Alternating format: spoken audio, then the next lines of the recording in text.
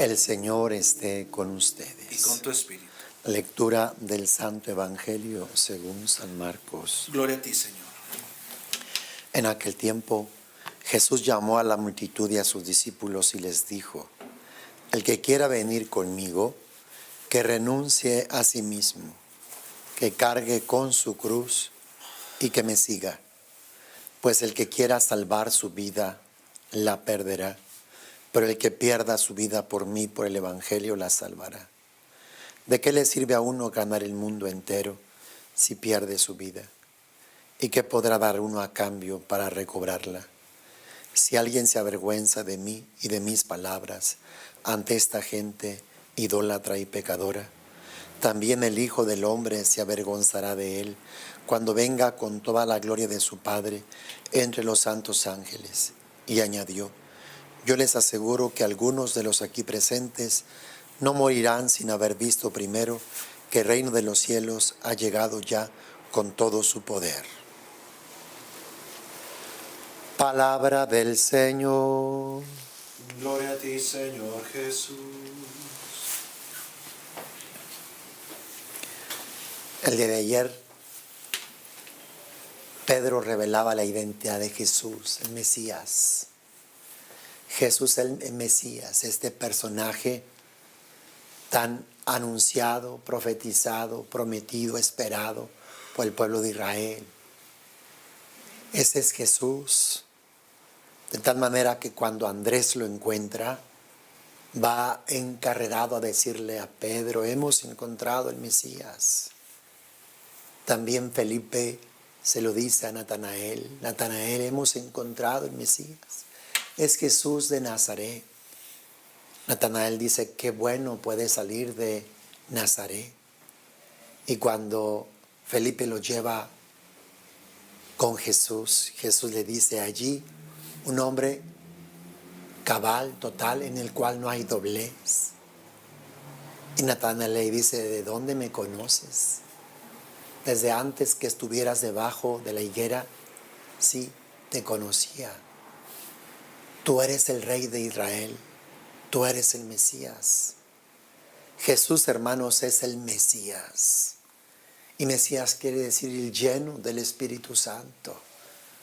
Él es el elegido, Él es el ungido, Él es el Hijo de Dios. Hemos sido creados a imagen y semejanza de Él. Y tú y yo participamos de toda esa unción que Él recibió ahí en Jordán, de toda esa fuerza, de todo ese poder. Esa unción profética, sacerdotal y regia nos la ha impartido ahí en su bautismo y por nuestro bautismo. Él ha hecho de nosotros pueblo de sacerdotes, profetas y reyes, una nación santa. Pero ese mesianismo de Jesús no es un mesianismo como lo esperaba el pueblo judío, como un emperador, un gobernador que controle, que someta, que esclavice.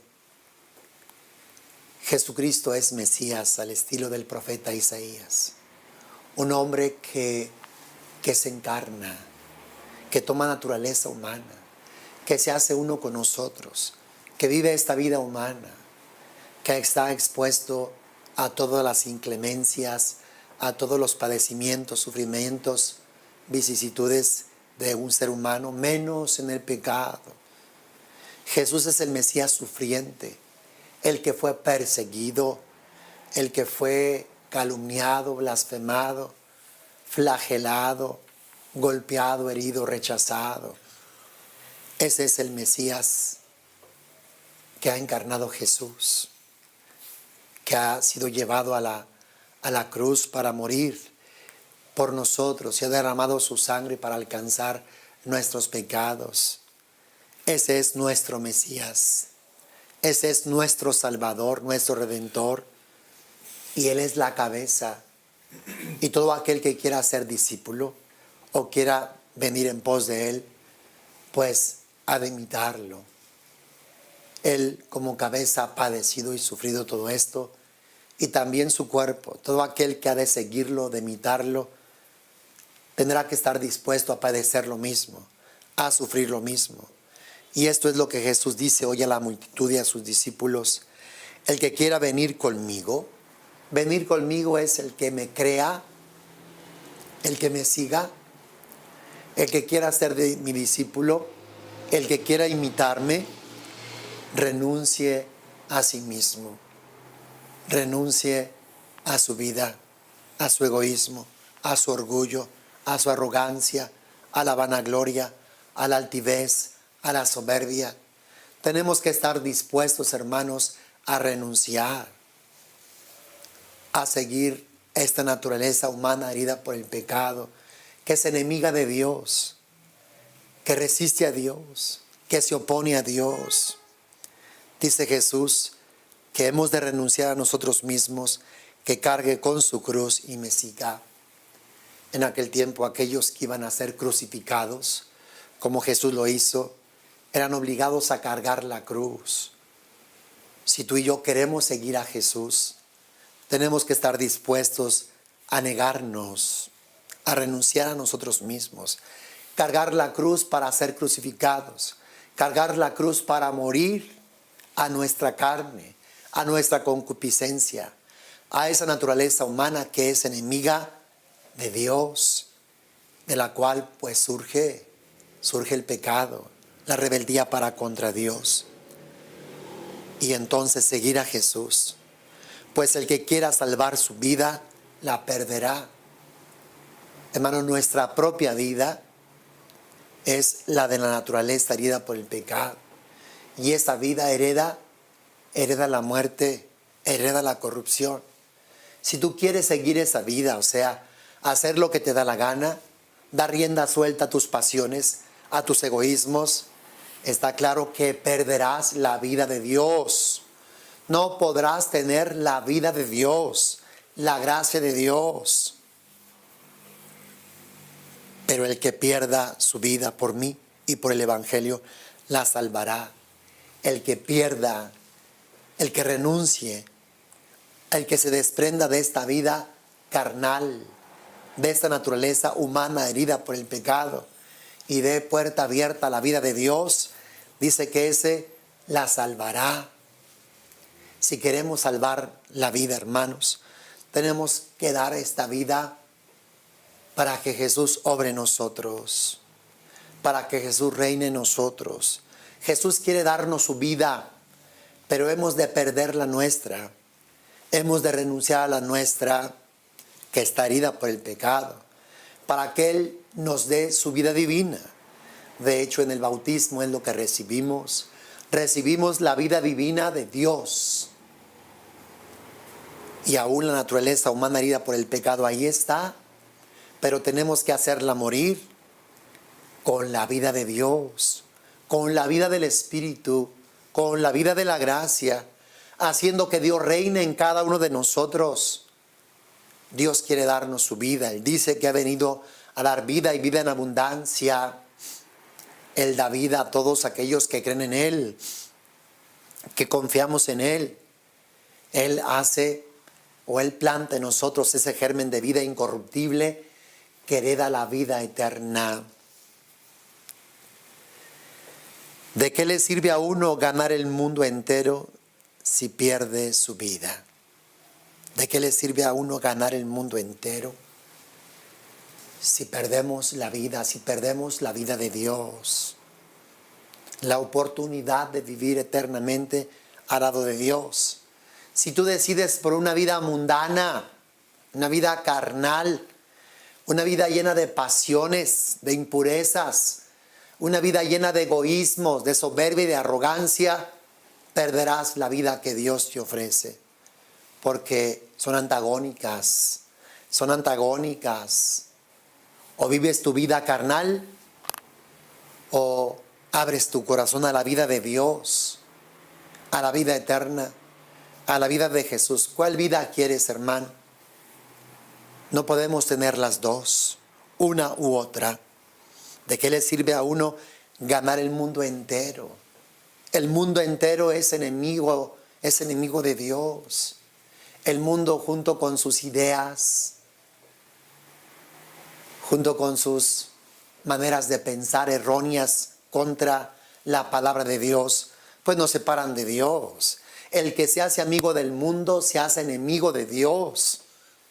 Aunque estamos en el mundo, no somos del mundo. Si tú quieres ganar el mundo, te harás enemigo de Dios. Te alejarás de Dios tarde que temprano, aunque tal vez tú no lo piensas ni lo quieras. Si tú amas el mundo, acoges el mundo mismo, que es enemigo de Dios, te apartará de Dios y así perderás la vida de Dios. ¿Y qué podrá dar uno a cambio para recobrarla? Pues, ¿qué podemos dar? Si la rechazamos, si rechazamos la vida de Dios, ¿cómo podremos adquirirla?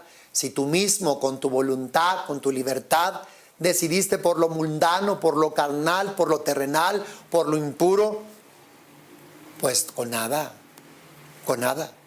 Porque la vida de Dios se adquiere con el corazón, se adquiere con el libre albedrío, con tu voluntad. Pero si tu voluntad está vendida al mundo, al pecado, pues ya no la tendrás para Dios. Si alguien se avergüenza de mí, de mis palabras ante esta gente idólatra y pecadora, también el Hijo del Hombre se avergonzará de él cuando venga con la gloria de su Padre entre los santos ángeles. Si nos da vergüenza a Dios, si marginamos a Dios, si quitamos a Dios de nuestra vida, Dios no forza a nadie a salvarse. Dios quiere nuestra libertad, nuestro libre albedrío. Dios nos salva libremente. En el cielo no va a estar nadie a fuerza, nadie a fuerza. Van a estar solamente aquellos que con libertad, con su corazón, abrieron, ¿verdad?, su vida a Dios. Dios nos salva con nuestra libertad, con nuestra voluntad. Si tú te avergüenzas de Jesús, si tú te avergüenzas de su palabra, si tú dices, qué ridículos, qué anticuados, qué pasados de moda los cristianos, los católicos, qué aburrido, pues lo más seguro es que quedes fuera de la salvación. Tú mismo estás declarando, optando y decidiendo por estar lejos de Dios. Y Dios a nadie tiene a la fuerza en su presencia. Ojalá que no nos avergoncemos. Ojalá que nos gloriemos como San Pablo. Él decía, si de algo yo me glorío es de la cruz de Cristo. Es de Cristo clavado en la cruz. Esa debe de ser nuestra gloria. Y ojalá que nunca nos avergoncemos y que estemos dispuestos a dar la vida por Jesús, como los apóstoles y los primeros cristianos. Todos los apóstoles murieron martirizados, crucificados, decapitados, quemados. Muchos de ellos fueron entregados a las fauces de las fieras, murieron masticados. Y era un orgullo para ellos dar la vida por Jesús. Pidamos al Espíritu Santo, hermanos, para que también Él nos dé esta fuerza de poder entregar la vida, de no escatimar la vida. Así como los apóstoles vieron a Jesús muerto y resucitado, y no les importaba que los mataran, que los martirizaran, no les importaba el sufrimiento, porque vieron, aunque de lejos, a Jesús, su dolor, su flagelación, su pasión, cómo derramó su sangre. Y sin embargo, murió en la cruz. Ellos quisieron imitarlo, igual también a través de esos sufrimientos y quebrantos, que también nosotros, por la fuerza del Espíritu Santo, seamos impulsados, animados a hacer lo mismo que Jesús, a imitarlo, a no escatimar la vida, sino que entregarla por Él y por el Evangelio. Que nos declaremos en esta vida por Dios, que no nos avergoncemos, sino que veamos como un orgullo y una gloria poder testificar, poder ser mártires, ser testigos de Jesucristo ante el mundo. Hermano, que Dios te bendiga abundantemente. Comparte este evangelio con tus amistades, amigos. Continuamos con nuestro